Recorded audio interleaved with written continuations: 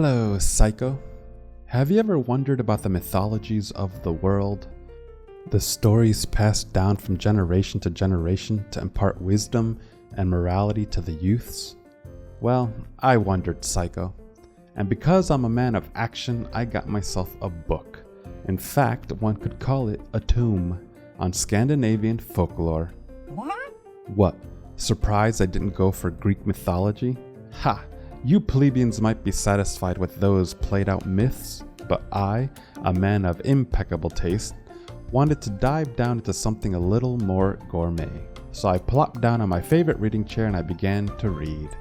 And about 5 minutes later, I fell asleep. When I awoke a couple of hours later, I remembered the best way that I learn is through playing video games. Hey, you learn your way and I learn my way. I'm like Neo in the Matrix. I just need to pop in a game and download the knowledge into my mind grapes. And so, to educate myself on Nordic lore, I played Dim Frost Studios' fun but creepy game, Bramble, the Mountain King. The game starts when a little boy named Ule awakes in the middle of the night from a bad dream only to find that his big sister Lilemor is not there. Frightened by her absence, Ule musters up all the courage he has and climbs out his bedroom window into the dark, daunting woods to search for her. Given the game's atmosphere, you might assume that Lilemor was kidnapped. But you'd be wrong. She just sneaked out to play. I know, right? Who'd want to go out into this creepy world at night? She's either brave or nuts. After reuniting, instead of doing the smart thing and going back home, Ule and Lilemor decide to stay out and frolic through the Nordic wonderland of terror. Now, if the story ends there, it wouldn't be much of a story or much of a game. Fortunately for us, it continues. But unfortunately for Lilemor and Ule, that thing we assumed had happened at the beginning suddenly happens. Lilemor gets abducted by a huge, gross, and scary troll. Now, in my opinion, this is Darwinism at its best. Survival of the fittest. Lilemor shouldn't have left her room at night. Lesson learned. Ule should take that knowledge, go home, mourn her in safety, and live to fight another day. Wiser. Smarter. However, he's just a little boy who apparently loves his big sister and is not so wise to the dangers of the world. And so, with a bravery that only ignorance can justify, he sets off to rescue her. And that's when the game really begins. Gameplay consists of exploring the world by walking, running, jumping, climbing, and hiding. Early on, Ule gets an orb he can toss as a projectile weapon. There are only a handful of instances where you'll actually need it. Every so often the gameplay changes up with silly mini-games or little puzzles. For instance, there was a point where Ule and Lilemor were stuck behind a heavy door they could not open. Fortunately, they were surrounded by adorable gnome children who could assist. Before they agreed to help, Ule had to play a little game of hide and seek with them. After finding them all, the cute gnomes helped push the door open. Littered throughout the world, you'll find books with interesting fables inside. They're relatively short and contain vivid and sometimes haunting imagery.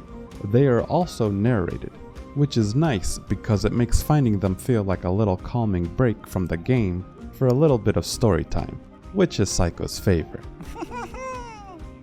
There's a lot of exotic creatures to see and environments to explore in Bramble, but the moments that stand out the most are definitely the boss fights.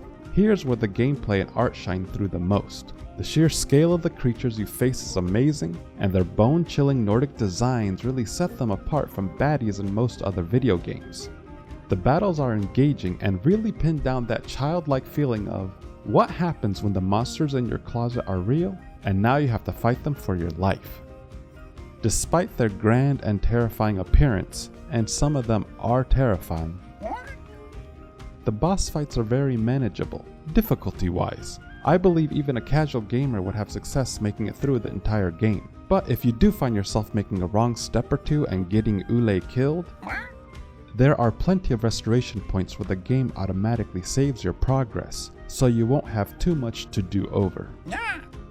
In fact, there are even restoration points in the middle of some of the boss fights. I had particular trouble against this shape-shifting forest spirit named Skarsgra.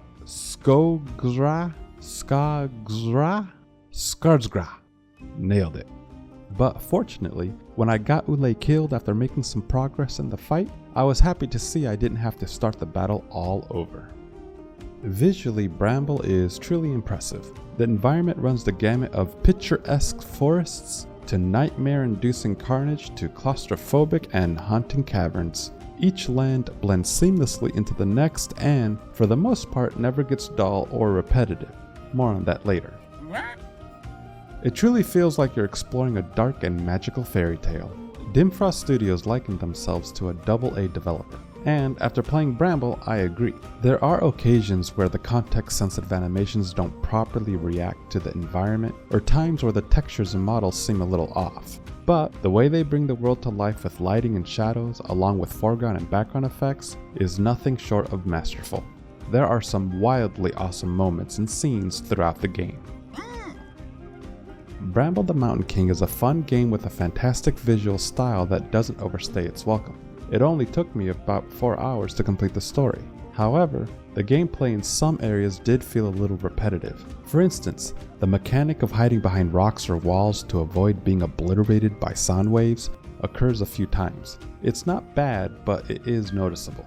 Although I enjoyed the majority of the game and loved the atmosphere throughout, there was one section that, in my opinion, didn't live up to the quality and originality of the rest of the game. It was a stealth-like section where you had to avoid what seemed to be zombies. I don't know much about Scandinavian folklore, so it's very possible that zombie-like possessed humans are common, or at least not uncommon in their stories, but to me, that part of the game felt more like The Last of Us and less like a grim fairy tale. Plus, the designs of the zombies didn't feel as interesting or mythical as the other inhabitants of the world. Nitpicks aside, I'd say it's a pretty good game. If you're a fan, as I am, of Limbo or Inside by the indie developers Playdead, you'll find yourself right at home with Bramble the Mountain King. However, if you're looking for something with fast-paced action or 40 hours of deep gameplay and lore, your best bet is to look somewhere else. Well, there you have it, Saiko. I'm now an expert in Nordic folklore. But what's the moral of this story? What are we to learn? I think the moral is don't go out at night into Scandinavian woods because you're gonna get maimed by forest witches, kidnapped by trolls, and or potentially fed to mountain giants. Stay inside, kids, the world's a scary place. Which makes me think, Saiko, your bed is awfully close to your window. I wouldn't want a giant troll to reach down and grab ya. That's a funny thought. Well, see you later, Saiko. Don't get snatched.